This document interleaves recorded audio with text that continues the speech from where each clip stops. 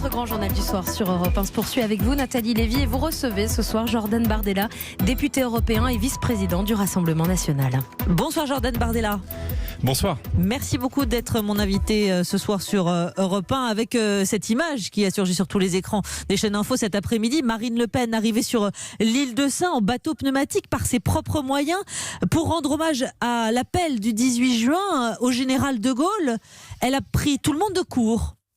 Bien écoutez, 80 ans après l'appel du général de Gaulle, cet appel à la France libre, à la France qui résiste, on a souhaité évidemment lui rendre hommage. C'est le cas de Marine Le Pen qui s'est rendue sur la première île, qui a résisté, qui a rejoint, qui a entendu l'appel du 18 juin 40, l'île de Sein en Bretagne, où nous sommes évidemment allés rendre hommage au général de Gaulle qui appartient à tous les Français pour ce symbole d'indépendance, de grandeur, de liberté, de résistance. Il a fallu court-circuiter, il a fallu prendre de l'avance par rapport à la date officielle parce que l'opposition du maire de Lille, parce que l'opposition de certains habitants, elle est persona non grata sur place, Marine Le Pen.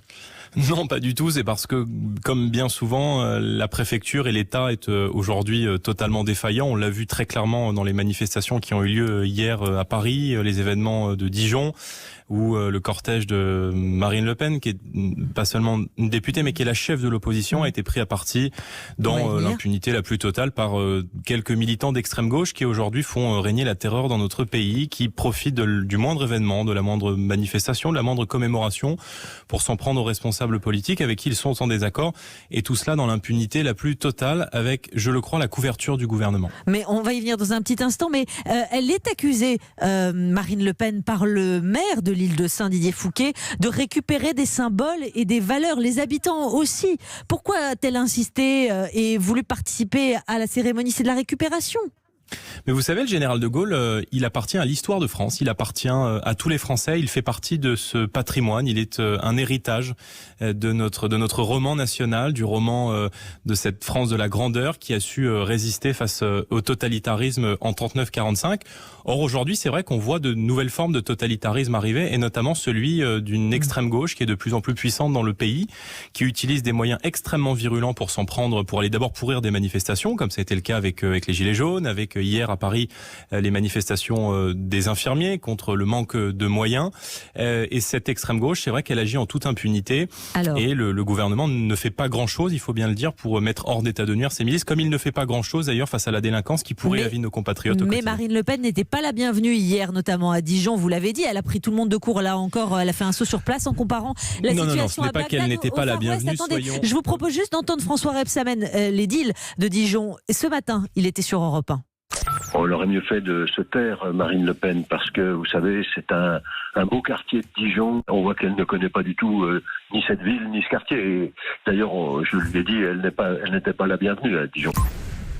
Que lui répondez-vous à François Rebsamen ce matin au micro de Sonia Mabrouk? Je lui réponds que M. Rebsamen est un socialiste, et qu'il a déclaré d'ailleurs s'agissant des événements, parce que vous dites Marine Le Pen n'était pas la bienvenue. C'est faux. Marine Le Pen a été accueillie par quelques militants antifascistes qui, encore une fois, bénéficient de l'impunité la plus totale et qui en profitent à chaque fois pour tout casser lorsqu'il y a des manifestations, des mobilisations ou des événements.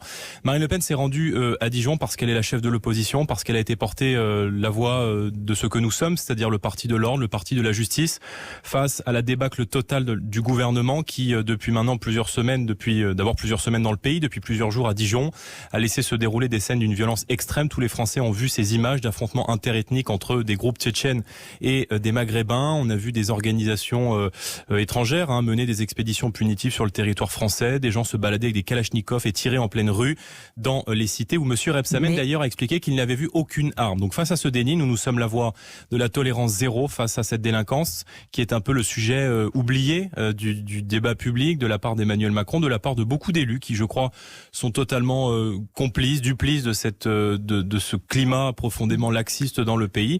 Et nous sommes évidemment, c'est ce que vous dites, Jordan Bardella, partout. État défaillant, laxisme de l'État. Mais aujourd'hui, l'État n'est pas responsable. Il hérite d'une situation de plusieurs gouvernements déjà, de plusieurs mandatures. Il accompagne, c'est totalement faux. l'État est aujourd'hui, c'est la faillite totale de l'État. En réalité, ces scènes de guerre civile que nous voyons un petit peu partout dans le pays, dans les cités, c'est une humiliation évidemment pour le ministre de l'Intérieur, Monsieur Castaner, qui ferait mieux d'ailleurs de se déconfiner. Je vous rappelle que il y a quelques jours, il a humilié les policiers devant la France entière en expliquant que beaucoup d'eux avaient des comportements racistes. Il fait peser sur eux une présomption de culpabilité qui est absolument insupportable. Et d'ailleurs, vos confrères ont révélé qu'il avait d'ailleurs eu comme idée de proposer à des policiers de venir s'agenouiller carrément dans la cour de la place Beauvau pour envoyer un signal d'apaisement. Donc il est évidemment dans une idéologie qui est profondément laxiste, comme l'est d'ailleurs la ministre de la Justice, Madame Belloubet, qui durant le confinement a organisé la libération de 13 000 détenus. Il n'y a jamais eu aussi peu de détenus dans les prisons françaises. Donc avec ce gouvernement, c'est évidemment la prison pour personne. Jordan Bardella. Ça y de est, laxisme, ils sont dramatiques. Ça y est, c'est la dernière ligne droite avant le second tour des municipales, le 28 juin. Jordan Bardella, on sent aussi que vous êtes en campagne pour la présidentielle, ça y est, au Rassemblement National, avec cette petite musique qu'on va entendre chez vous régulièrement et faire peur aux gens. Non, je ne dis absolument pas ça. Évidemment que nous sommes en campagne. Nous ne sommes pas seulement en campagne pour ce second tour des élections municipales qui aura lieu le 28 juin. Nous sommes évidemment en campagne pour arriver à la tête de l'État en 2022 parce que les Français n'en peuvent plus d'Emmanuel Macron. Ils n'en peuvent plus du laxisme à l'égard de l'insécurité. Ils n'en peuvent plus de ce matraquage fiscal permanent.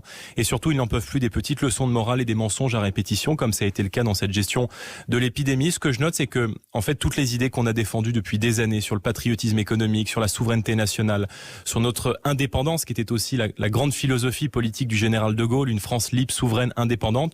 Ce sont des principes que nous défendons, avec lesquels beaucoup de Français se retrouvent et que nous allons évidemment continuer à défendre dans les mois qui viennent. Un mot, Jordan Bardella. Manuel Valls, ancien Premier ministre, ministre de l'Intérieur, qu'on entend beaucoup ces jours-ci, qui a eu des mots ce matin dans la presse, qui peuvent peut-être vous parler. Selon lui, la lutte des classes disparaît au profit de l'affrontement de la guerre entre races.